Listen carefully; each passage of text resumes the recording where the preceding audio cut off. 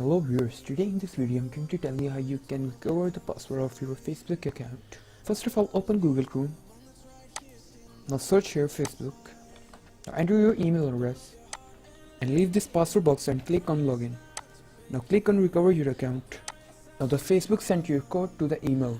You can simply enter the code here and click on continue to further change your password. Now enter your new password here and click on continue. If you want to log out of all the devices, click on log out of other devices, or if you want to stay logged in, click here on stay logged in and click on continue. That's how you recover your account. I hope you like this video. If you like this video, please like, share and comment on the video, and don't forget to subscribe to our channel and hit the bell icon to get more updates.